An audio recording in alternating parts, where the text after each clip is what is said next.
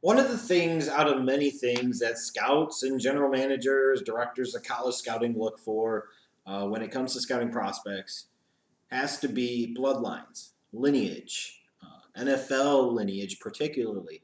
The feeling being is that if this is somebody that's coming second or third generation NFL player, there are certain innate traits and characteristics built into those guys. It's not an automatic guaranteed formula for success, but you see a lot of these guys that are able to come in and they have a better feel for the NFL and they're better able to adapt to the NFL because, frankly, they've been living their whole lives in an environment where they've been preparing for the NFL. And they have some of the tools and resources available to them coming from an NFL lineage that other kids just don't have. So, even when you look at a perfect example coming from a family of NFL players, third generation, you look at Clay Matthews of the Green Bay Packers.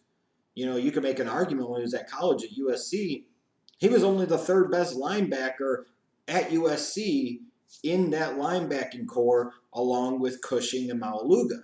This is Clay Matthews. His dad played for almost 2 decades in the NFL, mostly with the Cleveland Browns. He had other family, Bruce Matthews. You're talking about a guy who went to the Hall of Fame. I mean, this is a family. You look at Jake Matthews too, who's playing offensive tackle for Texas A&M. There's bloodlines there. There's lineage there, and it somewhat matters.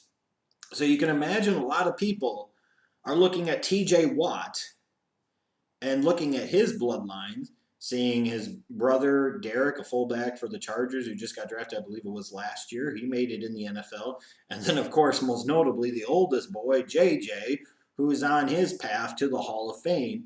And people look at TJ Watt on the defensive side of the ball as a pass rusher, and they say, if he could be anything close to his brother, you're getting a really, really good football player. And it's interesting for TJ. This is a kid that went to Wisconsin. He originally started off as a tight end, eventually converted to the defensive side of the ball. So you pay attention to the lineage and the family bloodlines, but you also look at a guy that, frankly, at times looks very raw on film, and it's tough to disseminate. Is he going to be an all-star, or is he going to be a tease and disappointment at the NFL level? And that will be one of the things that scouts will have to figure out in the next couple of days as we get ready for the draft. In terms of what I saw on film with TJ Watt, though, looking at a kid with decent size for the position, only adequate burst. As I talked about with Tim Williams, you look at a guy with absolute explosiveness off of the edge. TJ Watt does not have that same type of explosiveness off the edge. Now, granted, that does not mean that he can't win off of the edge and he can't win as a pass rusher, but it means that you have to have other things in place. You have to be able to do other things. You have to be more fundamentally sound and more well-rounded as a pass rusher, because you can't, when all shit comes to get, just blow by people off of the edge. Even talking again about somebody like a Von Miller, potentially carving out a Hall of Fame career in the NFL. He could do a lot of things, but when all the chips are on the line, Von Miller can blow by you off the edge. That's the go-to. With all the other stuff he can do as a pass rusher, that's the number one most important thing, is Von Miller, when he needs to, can come flying off of the edge and no offensive tackle in football can potentially stay with him. Well, TJ Watt doesn't have that. He's going to have to win via other methods in other ways. Now, he's really good, I feel like, taking his speed power and turning it into power as a bull rusher. Sometimes you get worried about the fact that he falls a little bit too much in love with the bull rush, and he can at times get engulfed by offensive tackles because he doesn't have those secondary counter type of pass rush moves, and he doesn't really have that ability to blow off the edge and bend the edge on a consistent basis. His bull rush will help him at the NFL level, but it needs to be a foundation starting point for his skills as a pass rusher, not basically everything that he is. Now, with that said, he's an incredible run defender. And again, for a guy that hasn't played a whole lot of defensive football, he's really, really good playing the run. Now, you could look at that two ways. One, that's an outstanding trait to have because it means you can keep him in running situations. He's not going to be a pass rush specialist. Now, on the flip side, you say, okay, how high do you take an edge rusher whose best trait is being a run defender? And that's something that teams will have to battle through.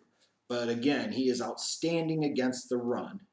Absolutely outstanding against the run. arguably, in terms of 3-4 outside linebackers, he's the best one in this draft class. Um, he needs to get a little better working off of blocks. He can fend off running backs and tight ends with strength and hand punch, but once you get into offensive tackles, he needs a lot of work there. I really love the motor that this kid plays with. Almost like Tack McKinley in terms of how hard he plays from snap to whistle on a consistent basis. And there are times where you can see a guy, even with the lack of experience on the defensive side of the ball and the lack of experience at his position, he seems to have a natural feel for reading and diagnosing running plays, a feel and understanding for where he needs to be, what his assignment is. In terms of as a pass rusher, as a run defender, he can look a little lost sometimes in pass coverage, but in general, overall, for the lack of experience, this is maybe where you talk about bloodlines and lineage and saying, some guys just have a more natural feel for football, and he seems to be that type of guy.